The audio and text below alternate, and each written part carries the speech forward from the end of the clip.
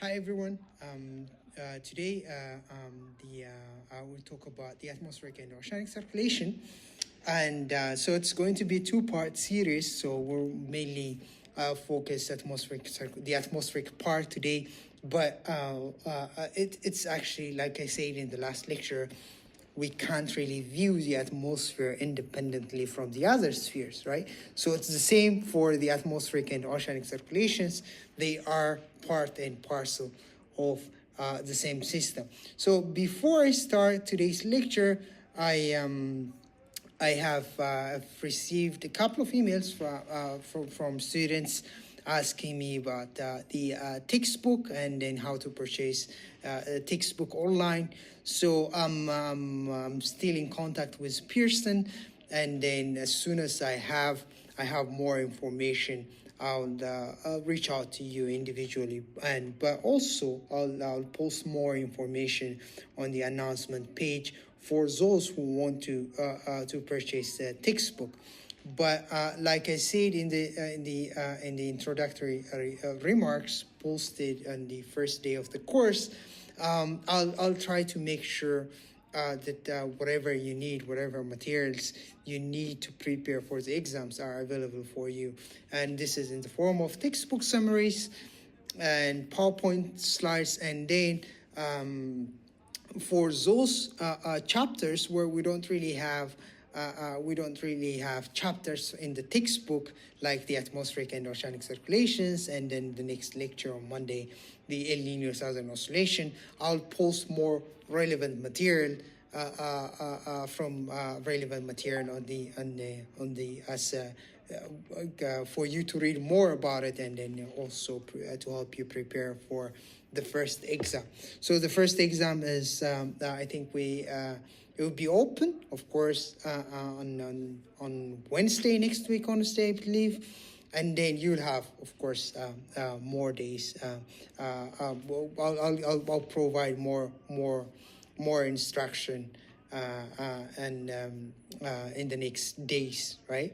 And but today it will be more about atmospheric circulation, and then next Wednesday we'll have more to say on oceanic circulation, and so the once the oceanic circulation part 2 of this lecture series is posted, and the attendance quizzes will be posted automatically, right?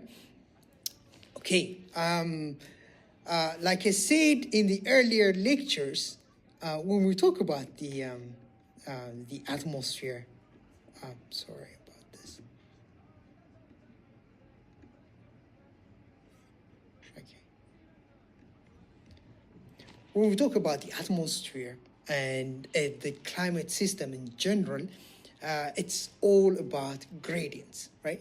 So when we, particularly if we're looking at, for instance, what drives weather processes, be it in Atlanta or any other place, it comes down to 1 point. It's a gradient, whether we're looking at, for instance, temperature or pressure, mostly because when we're talking about pressure, it's also relevant to consider the temperature, right? They are part and parcel of the same equation. And so what happens when we look at the general atmospheric circulation model? So here is a very simplified version of the general atmospheric circulation. So in the tropics, we have a low pressure zone, right? And then in the mid latitudes, we have a high pressure cells, right? So the high pressure cells in the mid latitudes, those are the starting point of the movement, right? As we for instance, as we have discussed in the last lectures, when we're looking at winds, it is driven by the differences in pressure, right? The differences in pressure gradient. So what happens is that, so we have those high pressure cells in the mid latitudes, right? In the mid latitudes, these are the places where we have cold air subsiding, right? So these high pressure cells are starting point for important winds, whether be it to the high latitudes or to the equator. So what happens is that since we have the winds like blowing from high pressure cell to low pressure cell, we have the wind transport from the high pressure points in the mid-high latitudes to the lowest pressure points we have on Earth, that is the equator, right? So why we see the wind direction diverted here is also because of it's not just the pressure gradient, but the Coriolis force, the rotation of the Earth, is also becomes relevant, and it diverts the winds, right? As you see it in this figure, in this simplified figure. So what we have is what we call this intertropical convergence zone, is where we have the lowest pressure zone on Earth, right?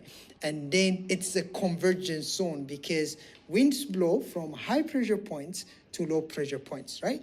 But that's not just it. So what we have in this intertropical convergence zone is this is like the hottest area on Earth. It's the equator. There's a lot of moisture. So what we have is the more moisture-rich air rising to the atmosphere, and then that air goes to the mid-latitude, expands, right? As the hot air rises, it expands, and then it subsides in the mid-latitudes, right?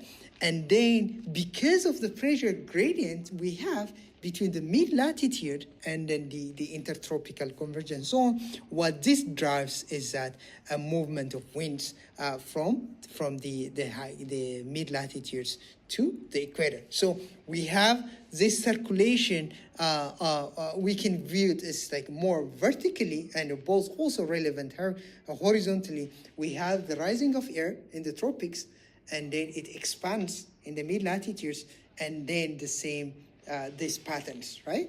That's what we call the Hadley circulation.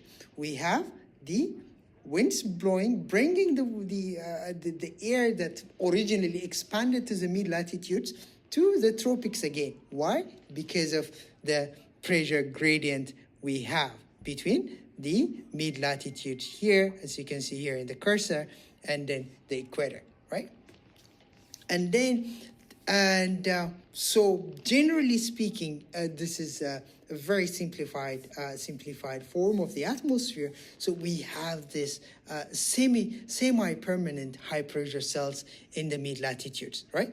So again, the what we call the ITCZ, where we have the convergence of all the winds, because it is a low pressure zone that's located usually over the equator. It's not a permanent position, right? Because we have those seasonal shifts, right? Seasonal shifts, the position of these high pressure cells, and also the position of the ITCZ change with the seasons. And then generally speaking, we have this what we call the subtropical highs, these subtropical high pressure zones located in the mid latitudes are located over the ocean. So these are very important pressure points, right? As we have discussed in the previous lectures.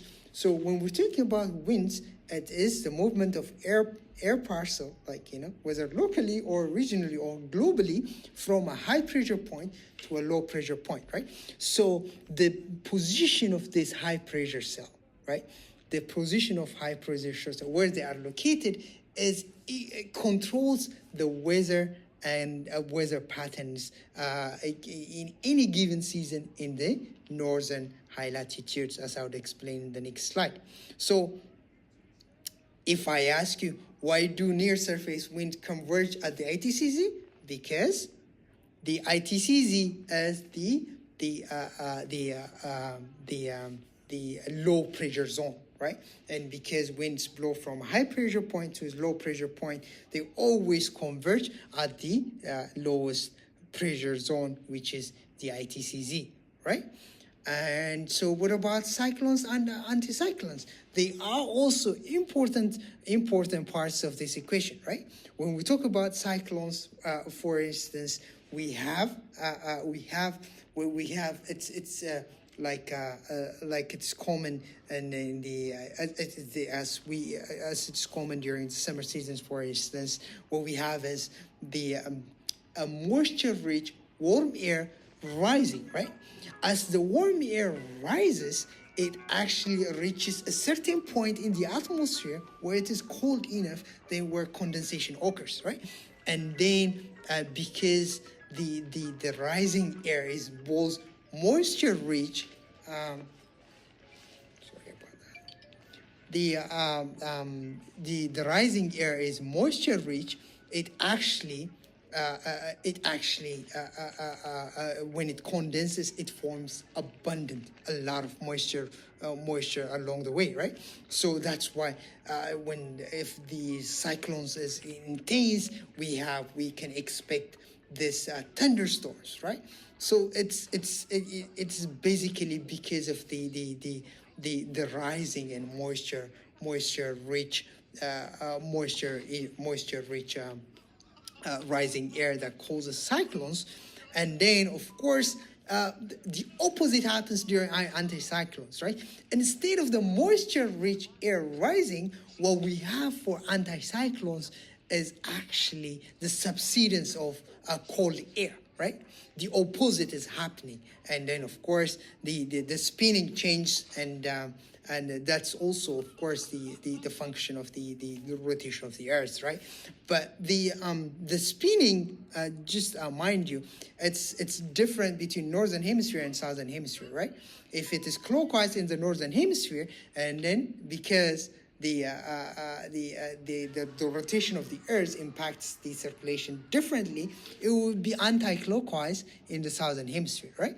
But fundamentally, the difference between cyclones and anticyclones is we have a moisture-rich air rising when it is cyclones, while we have a cold air, moisture-poor air subsiding during anticyclone. So what we can expect whenever we have clear skies in Atlanta, for instance, that's anticyclone, right?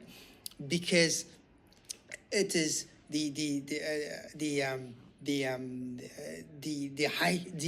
high pressure cell, the moisture poor and cold air subsiding and then diverging near the surface, right? There is no active condensation occurring during anticyclones. Instead, when we have cyclones, of course, we have more precipitation, and thunderstorms are common occurrences. So typically when we have anticyclones during the winter, it's just blue skies, right? And then it would feel very cold, right? There's nothing, no cloud formation. So what we have is there's nothing, no mechanism to trap that the additional heat that's being emitted from the surface, right? So it would feel colder. But when we have anticyclones during the summer, then it's more, it's like bright days, and but it's then the exposure to heat waves is significantly increased compared to cyclones, right? And so the of course we have this cyclonic and anticyclonic activity over the ocean, very common in northern Atlantic. But the position, like I said earlier, the position of this high pressure points is dependent on the seasons, right? And so when we're looking at anticyclones are basically enclosed areas of high pressure points, right? And where we have subsidence of a relatively colder air, and then as it goes down, it gets warmer and it's warmed up, and then we have the development of relatively high pressure points when we talk about near surface. And then so as it approaches the surface, so it spirals out of to form anticyclones, right? So we have those diverging clockwise circulation, right? While for for anticyclones, the opposite is true. It's the rising air and then the anti-clockwise circulation in the northern high latitudes. But one important point here, I just want you to remember, these points, they are semi-permanent, right? Because we have this seasonal change, and then so that means the extent of warming where the sun is overhead determines the location of the ITCZ, right? The lowest pressure points, right? So in January, for instance, the sun is mostly overhead in the southern hemisphere. So what we have is the ITCZ moving southward during the boreal winter, or when it is summer in the southern hemisphere. But as you can see here in the lower figure, what you see here in July, then the ITCZ is mostly, well, the ITCZ moves northward, and then it actually impacts the seasonal climatology in the northern hemisphere. It becomes more dominant in the northern hemisphere, right? And then along the way, of course, the high pressure points and the low pressure points also, of course, change direction, right? As you can see here, for instance, during the winter, we have the what we call the high pressure points, the high pressure cells, during winter over the Atlantic Ocean, the North Atlantic Ocean. We call them the Azores High. It's more located closer to continental Africa, right? Closer to the Sahara Desert. While during summer, it's called the Bermuda High. It is like much further away from the continents, and then this dynamics is actually impacts the weather conditions, right? The seasonal climatology of the continental Europe and then continental Africa, right? And so remember, it's the high pressure cells and the low pressure cells are always changing positions, but more or less we call them, we say that they are semi-permanent because it's like commonly we have them in this region, right? Okay, so so if we're looking at like in terms of the atmospheric circulation, in terms of wind speed, of course, the gradient is also again very important. The higher the gradient, and then the more the wind speed is. Think of it as if like if you're driving downhill on a high slope, right? The slope actually increases the gradient, right, from the initial between the initial and then the final condition, right? So whether you're driving downhill or uphill, the gradient becomes important. So the wind speed is a function of the pressure gradient, right? And the higher the gradient, the more the wind speed is. So the other important variable, it's not just the gradient, but winds, they have the Coriolis force, the rotation of the Earth becomes very important because the rotation of the Earth is actually tilts the wind directions, right? We don't really have winds like going on a straight line from a certain position in the mid-latitudes to the tropics, because the Earth rotates. It's actually, it causes a swirl, right? But not only that, but the wind direction and the pressure gradient. But when we talk about surface winds, they actually, when we're talking about geostrophic winds, actually it becomes the pressure gradient and the Coriolis forces are the most important ones. But what about surface winds? When we're talking about surface winds, then friction becomes very important, right? Especially, and there is the Coriolis force and giving it the direction, whether it is in the northern hemisphere or southern hemisphere, and then the pressure gradient controlling both the speed and then also the most important determining factor for winds, right? And then we have, when we're talking about surface winds, there is also friction, right? And the friction impacts, for instance, the extent of the wind cover. For instance, if it is all, think of it as the surface winds. It's closer to the surface, and then as it travels horizontally, there is also, of course, the frictional force working against it. But this only applies for surface winds, because the surface winds are at the intersection between topography, whether be it over the ocean or over land. There is that additional interaction that would that is consequential for surface winds, right?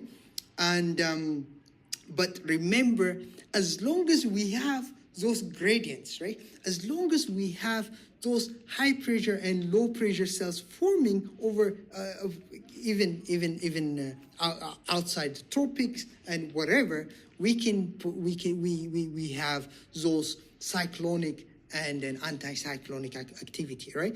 It's not confined to a certain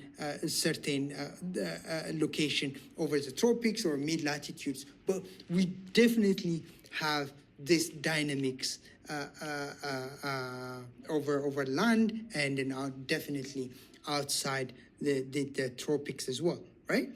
And you may have seen such figures, and very common in weather channels, right?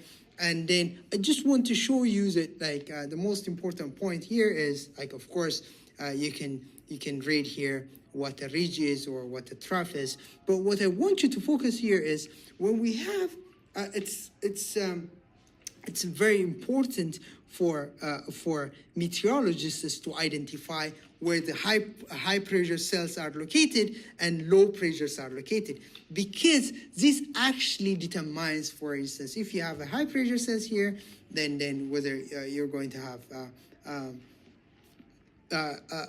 cloud formation, or whether you're going to expect clearer skies, right? So it's very, very important and weather prediction where to identify where the high pressure cells and low pressure cells are located, right? And then remember, if we have those gradients, then we can also expect wind transport from high pressure points to low pressure points. So it's always important. That's how they presented it this way, to identify the focal points of those high pressure cells and low pressure cells, right? And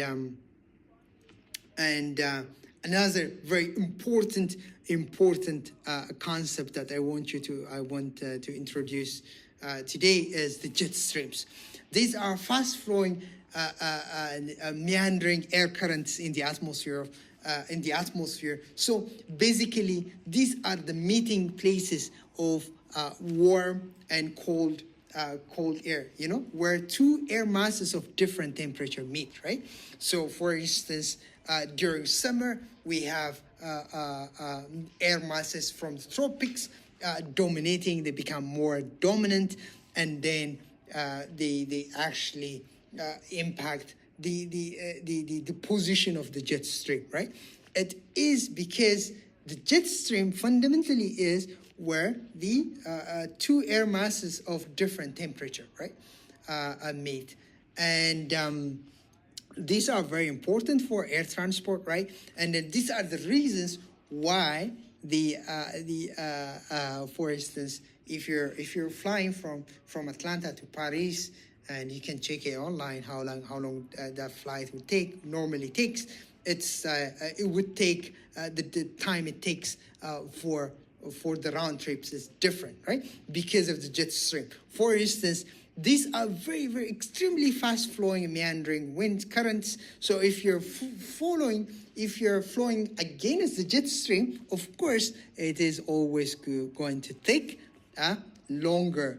So it would take, if you're, for instance, flying from Atlanta to Paris, it should normally take shorter hours, right? But the flight back, as you're flying again as the jet stream, it takes longer, right? And but there are also most importantly, the jet stream, the position of the jet stream changed with the seasons, right? For instance, as you can see during the winter, of course, the cold air is more dominant, right? And while during the summer, you have you can expect the hot air from the tropics. I'll discuss this concept more later when we have our lecture about air masses, the different air masses. But generally speaking, we have the position of the polar jet stream change within the seasons, right? So during the summer, what happens is that the air from the tropics, right? The hot air from the tropics is more dominant, right? More dominant as the sun is more overhead in the northern hemisphere, right? So these areas, for instance, typically where you expect the polar jet stream to be located during the winter seasons are no more, because the hot air from the tropics is more dominant, and then impacts, it actually changes the meeting place between the cold air and the warm air, right? Remember, just think of the polar jet stream as the meeting between different air masses. That's the meeting point, right? So because these regions are much more warmer during the summer season, the position of the polar jet stream is located, relatively speaking, much more closer to the poles, right? While during the mid latitudes, what we have is during the winter season, what we have is the polar jet stream becoming much more dominant, and then much more dominant in becoming much more dominant, and then pushing southward, right? So there are, of course, weather events associated with the polar jet stream, we can have those extremely cold events, during these phases. It's normal to expect, the extreme cold days and the cold fronts. But most importantly, the jet stream, it's a way. It's also, as we'll discuss this further when we talk about ocean circulation, and because it has its twin in the oceans as well, right? We can't really view the atmosphere independently from the ocean as well, right? We have the same circulations in the ocean as well, but when we're talking about the atmosphere, of course, we're looking at this gradient, right? Temperature is very important, because that's one of the reasons we have this pressure gradient in pressures to begin with, so that really drives the wind circulation, the atmospheric circulation in general. And but of course, the atmospheric circulation is also important for surface ocean currents, right? So the atmosphere, in a way, impacts the what we see in the surface of the ocean as well, right? And I'll explain in the next lecture what Gyre is, and then so we kind of have, for instance, when we're talking about the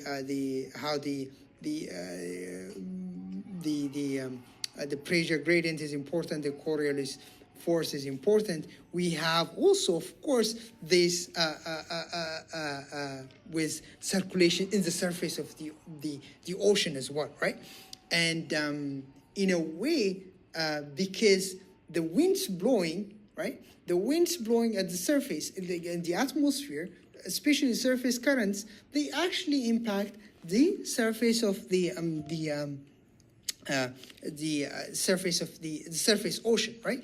And then in some places, for instance, Again, we'll talk this further when we discuss ocean circulation and the El Nino Southern Oscillation. Also trigger what we can call upwelling, right? They can actually, depending on the season, they bring, well, like not the relatively deeper currents to the surface, right?